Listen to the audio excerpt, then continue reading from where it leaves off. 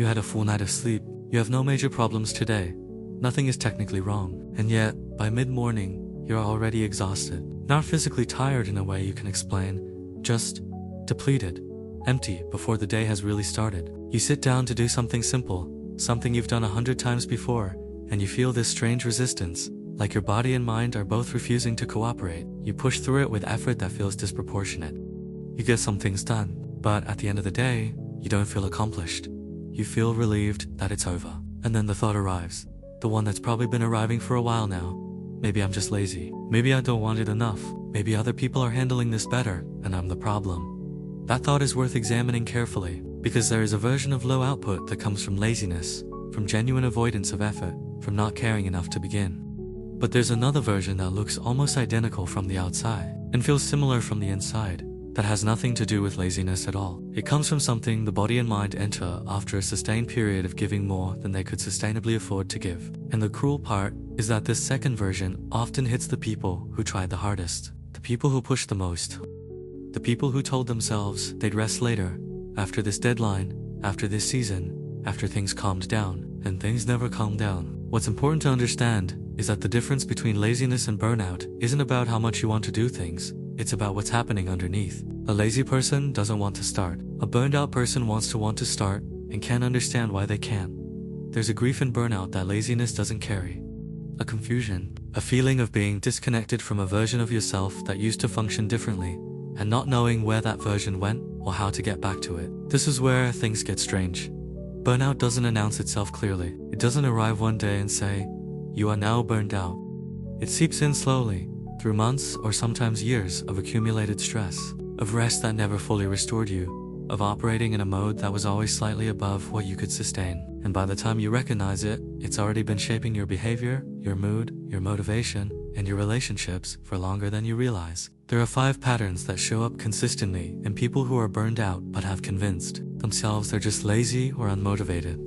Not symptoms in a clinical checklist sense, but real, recognizable experiences that tend to cluster together in ways that are worth understanding. The first is the absence of recovery. You rest, but you don't feel rested. You sleep, sometimes even long hours, and wake up already tired. You take a weekend off and return to Monday feeling like the weekend didn't count. This is one of the most disorienting aspects of burnout, because rest is supposed to fix tiredness. When rest stops working, something deeper is happening. What's happening is that the nervous system has been in a state of sustained activation for so long that it no longer knows how to fully deactivate. Sleep becomes lighter, less restorative. Downtime gets filled with low-level worry. Relaxation feels like something you're doing wrong because you never actually arrive at it.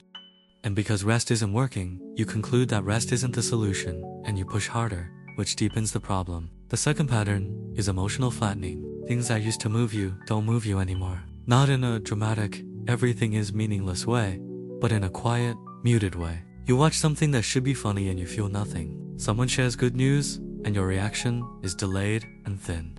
You used to feel enthusiasm about certain things, certain projects, certain people, and now you feel a kind of gray neutrality where that enthusiasm used to live. This isn't depression necessarily, though it can look like it. It's the emotional system doing what the physical system does. When it's overtaxed, it conserves. It reduces output to preserve what's left. The feelings don't disappear entirely, they're just rationed.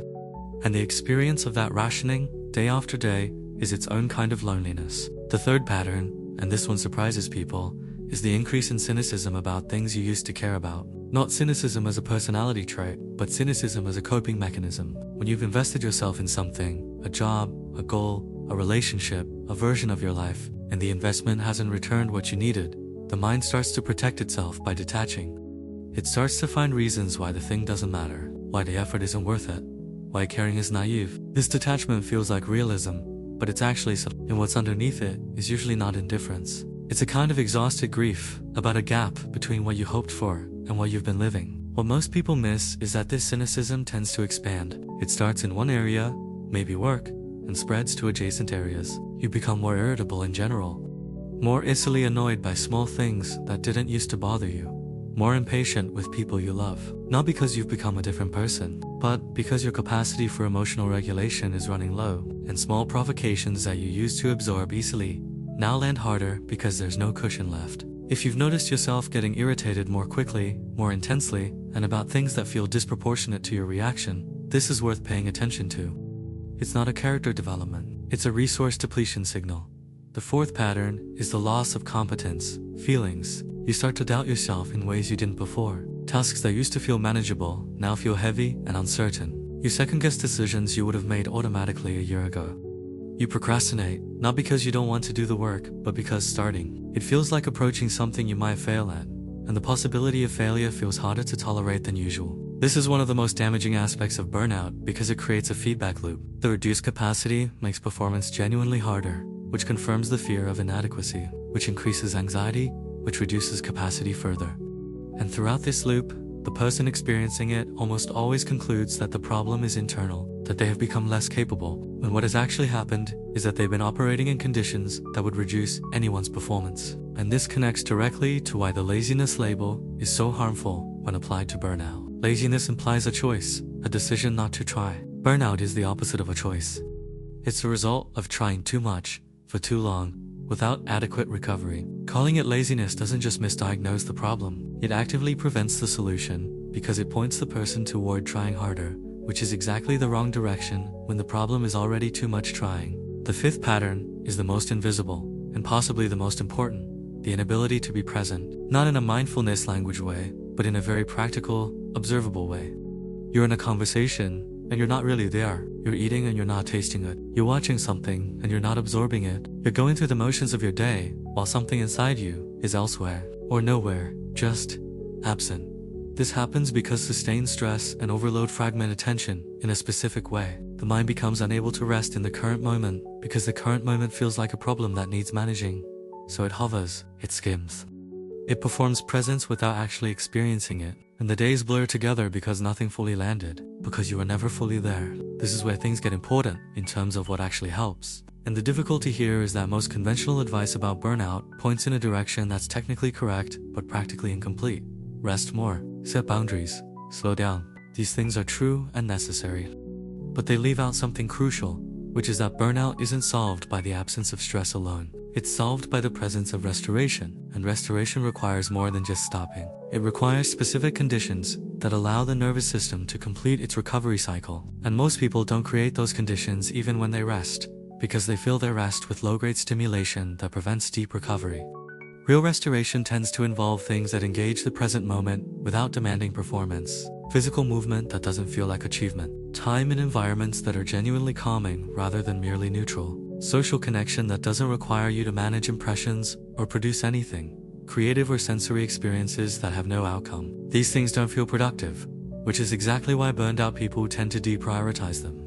The same drive that led to burnout, the orientation toward output, toward usefulness, toward earning rest rather than just taking it, resist activities that seem purely restorative. But this resistance is itself a symptom, and recognizing it as a symptom rather than a reasonable position is part of finding the way out.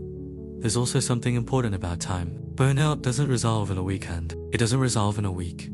For people who have been operating in an overtaxed state for months or years, real recovery is measured in months. Not because they're broken, but because what's depleted isn't just energy. It's the foundational sense that things are manageable. That effort is worth it, that rest is safe, that the world isn't purely demanding. Rebuilding that sense takes time, and it takes consistent small inputs of safety and restoration accumulated over time, until the nervous system gradually recalibrates to a different baseline. And this is why the most useful shift isn't a dramatic change. It's a quiet reorientation. It's stopping the practice of treating rest as something you earn after enough productivity, and starting to treat it as a non-negotiable condition of functioning. It's noticing when you're running low and responding to that signal, rather than overriding it. It's reducing the internal pressure to always be performing, always be optimizing, always be moving forward, and allowing yourself to simply exist for periods of time without justification. None of this is easy, especially not for people who built their sense of self around their capacity to produce, to endure, to push through. Burnout often hits those people hardest, not despite their strength, but because of it, because they kept going when most people would have stopped. And they need to hear, clearly, that what's happening to them is not a sign of weakness. It's a delayed bill from a long period of strength that wasn't properly supported. You're not lazy, you're not broken, you're not less than you were. You're someone whose system ran a deficit for too long and is now not asking, demanding to be restored. And the first step toward that restoration is understanding exactly what happened and refusing to explain it with a story that makes you the problem. If this felt familiar, comment burned out. It helps me know this is something more people are silently dealing with.